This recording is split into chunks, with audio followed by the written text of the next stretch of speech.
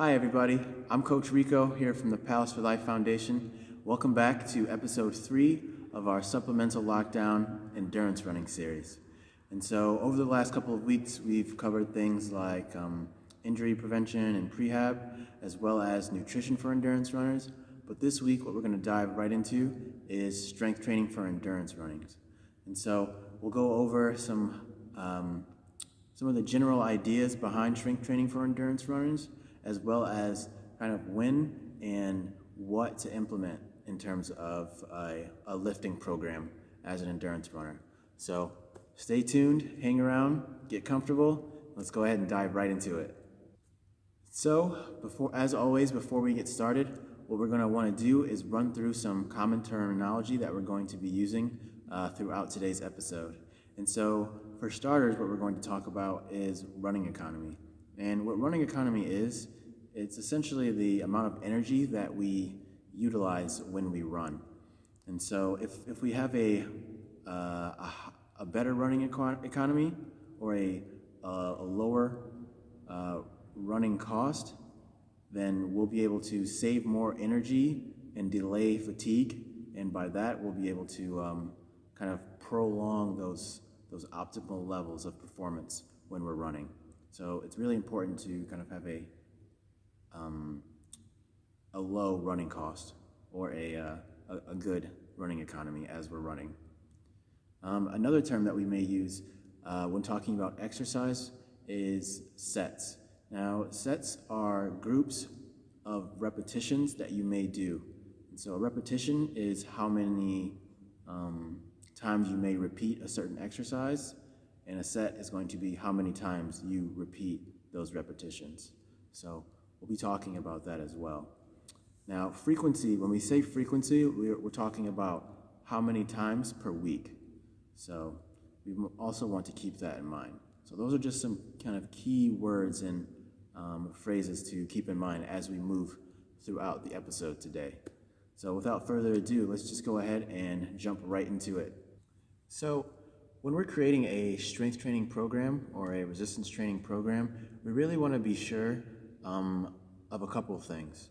And so the first thing is that we want to be sure that we're working backwards from our competition date. And the reason for this is that the closer we get to the date of that competition, the more specific our training is going to be. So, if we're 9 to 12 months out, we may just do general things for fitness and conditioning. But kind of as we get closer, so maybe 4 to 3 or maybe like 1 to 3 months away from our competition, our training is going to be a lot more specific. We'll start really preparing for what it is we're trying to do. And so that's going to be one of the main reasons why we kind of plan backwards from our race date. Another thing that we want to be sure of is that we're allowing ourselves kind of transition weeks between phases or recovery weeks. And so we don't want to just go from training phase to training phase, because that's kind of a quick way for us to really get exhausted and tire ourselves out. So, if we plan far enough in advance, then we can put some time in there for our bodies to recover, both, kind of physically and mentally. Another, key benefit of kind of working backwards from that date and planning is that we can progressively increase the difficulty of what we're doing at a safe pace. And so if we were to do kind of the same things over a long period of time, eventually our bodies wouldn't get the stimulus that it needs in order to adapt. So it's basically to say that we would lose the effectiveness of what we're doing. So that's why we want to gradually kind of increase the difficulty. Remember, because if it doesn't challenge you, it doesn't really change you. So that's another kind of reason why we work back from that date and just kind of plan. And so some runners may kind of have a negative perception of resistance training because they may feel like they're going to put on too much muscle mass, and that's something that they feel really could kind of slow them down during an endurance event. event. And the key thing to kind of realize about resistance training is that it won't always be the case where we're just kind of putting on massive amounts of muscle. Because actually, in reality, studies do show that resistance training for endurance athletes has been showing to improve performance. And this is because it can improve our running economy. So it can improve the amount of force that we're able to develop as we contact the ground. And it also improves our neuromuscular control. So the control that we have kind of over our joints and our bodies, which really has a lot to do with our running form. And so through that, we'll really be able to reduce our running cost, so the amount of energy we expend as we run. And that'll kind of help us in the long run of an endurance event. And so some general guidelines for strength training is that we want to train at a 3-to-1 ratio for endurance to strength. And so for every 3 running sessions that we may have in a week, we want to integrate 1 kind of strength training session. So if you're running 6 times a week, then maybe think about doing two strength training sessions. And so this first phase that we're going to engage in when we're strength training for endurance events is going to be a general kind of strength endurance phase. And so the purpose of this is to not only kind of prepare our bodies for the next kind of phase or more intense phases as we move closer to that race state, but also just to kind of build that tolerance, build that endurance in our muscles. And so this phase is really going to be the foundation, of our strength training plan. And so this is something that we would want to do about 22 to 31 weeks before our competition date. And it usually lasts about 8 to 12 weeks.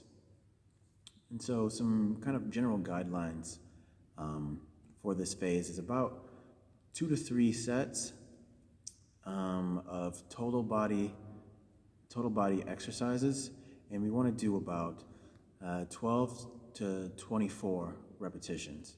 And so if you're really a beginner, then 12 is fine. If you have a little bit of experience, then maybe 16.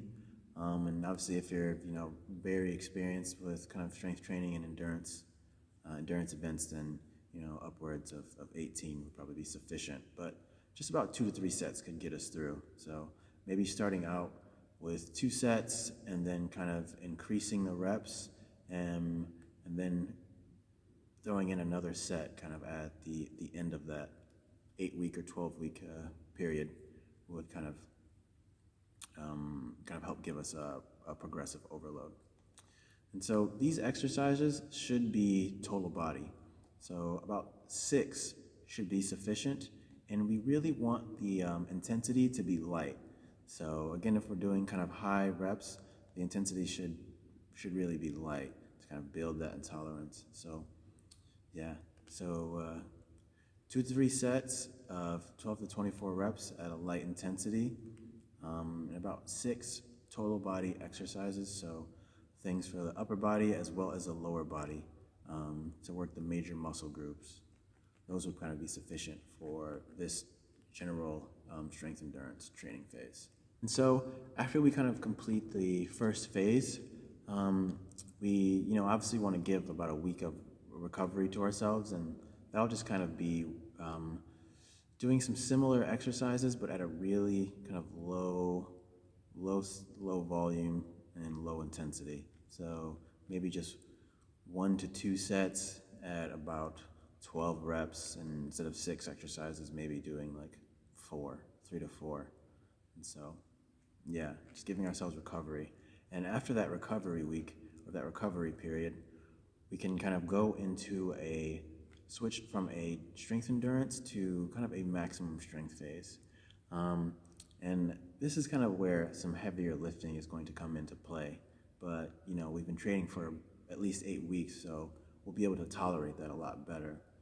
And so the purpose behind this phase is to really build that strength. So now that we kind of have that tolerance, that foundation of tolerance, um, we're going to be looking to recruit more muscle fibers. And so if we can recruit more fibers or use more fibers in our muscle, then we'll produce more force. And that's what's going to make us stronger. So about 2 sets of 8 reps of a moderate to kind of heavy intensity will really do it. And for our rest periods, we'll want to give ourselves adequate time to recover between sets. So about 2 to 3 minutes between sets. And as we move closer to our race date, we're going to start getting more specific to our competition. So to what our competition, demands from us. So rather than doing the total body stuff, we'll just do strictly lower body. So about 4 to 6 lower body exercises would be appropriate during this phase. And again, it'll last about 8 to 12 weeks. So yeah, that'll be phase 2 before we kind of move on to phase 3. And kind of at this phase 2 point, we should be about 13 to 18 weeks out from our competition. And so again, after that second phase, we give ourselves a recovery week. So reducing the intensity or the volume, so the sets of the reps, that'll kind of help us to recover. And so now, at this point, after that recovery week, we should be about 3 to 5 weeks away from our race date. And so at this point, we would want to maybe consider going into an explosive strength phase. And, again, runners really may be kind of hesitant to engage in this type of training because they're like, well, why would I need to do this if, this doesn't really relate to my event? But in actuality, this type of training is really going to help us be able to contract our muscles and produce force as quickly as possible. And that's going to help us kind of become more efficient runners. It's going to increase the stiffness in those legs, which is going to really help us transfer energy as we kind of touch down and contact the ground with each step. So again, reducing that running cost, keeping that running economy really efficient is what it's all about kind of with strength training. So the guidelines for kind of this third phase would be about 2 to 3 sets, ideally 3, of about 3 to 5 reps at a heavy intensity, and this should be about 2 times a week. So if you're in season, then maybe about once a week should be sufficient, but yeah, about 2 times a week. If we want to make sure that we're also giving ourselves about 2 to 3 minutes of rest between sets, and again, this will kind of be all lower body exercises.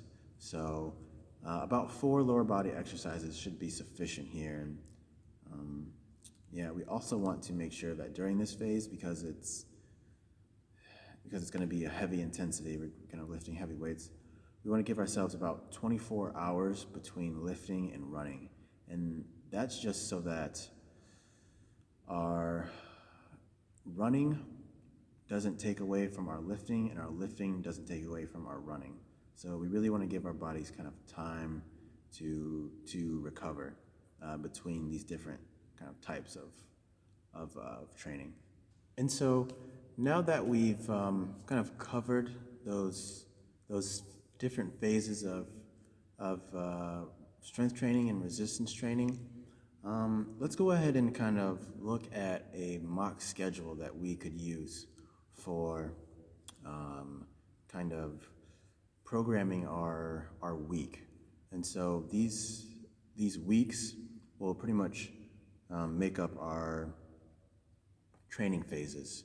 So we'll have about 8 of these weeks, but let's go ahead and take a look at some of these. And so, yeah, guys, kind of want to draw your attention. And so here what we have is pretty much just a mock schedule. And this is really just kind of serves as an example. obviously everyone's schedule is kind of different. So this is just kind of really just get you thinking about how you may want to set up your training week, and set up your training phases. So here our week kind of starts off with running kind of at a comfortable pace, and then it kind of jumps into a strength training session, and then we just kind of follow that template of running and then strength training, but we just kind of pick up the intensity a little bit in the middle of the week before dropping back down and allowing ourselves time to kind of rest and recover over the weekend. Um, and so a recovery activity, this could be something as, really simple as like yoga, or going for like a walk, or um, doing some sort of leisure activity, maybe like a sport that you like to play or something really low intensity, low impact, just kind of as recovery. It could also be like a really light jog over a small distance.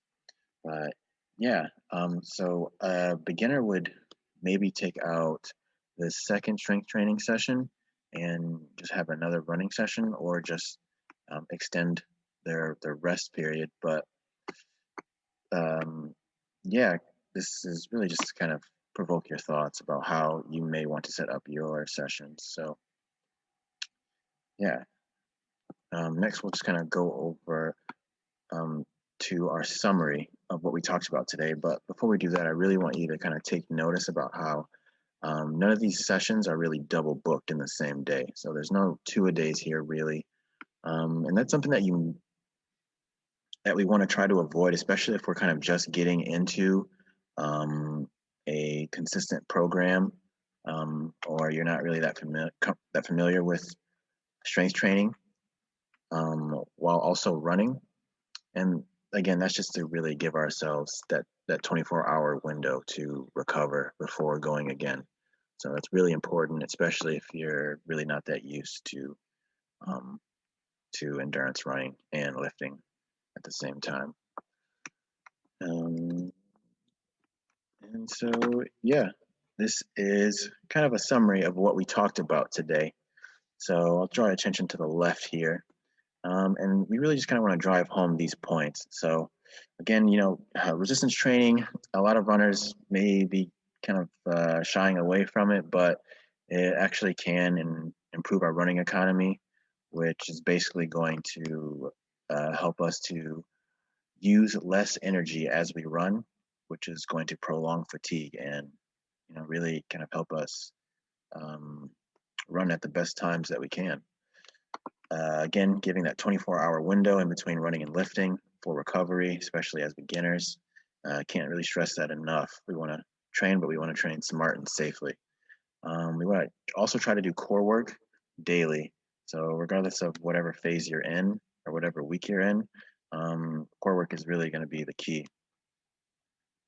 And again, allowing ourselves kind of a week of recovery or really easing lifting between strength phases is going to kind of help us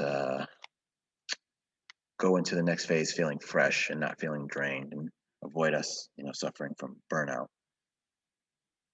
And lastly, during the racing season, about one session per week should be sufficient. So now I'll kind of draw your attention over to the right here for this chart, and this is just pretty much going to summarize the, practical recommendations for each of these kind of training phases. And so, yeah, you see we have our three phases here, as well as kind of some general guidelines for when, what, and how to kind of implement these strategies effectively in an endurance running program. And so, yeah, that will be all from me for today. We've covered kind of the basics of strength training and some of the ideas behind it. Um, Remember, if you're just starting out, to kind of start light and gradually progress, and just go from there. But yeah, drop us a like and subscribe to the Palace for Life YouTube channel. Stay tuned for next week, where we will be going into kind of the specifics of plyometrics and why we do them and kind of how they benefit endurance runners. Um, so, as always, I'm Coach Enrico. Thanks for joining me today, and until next time.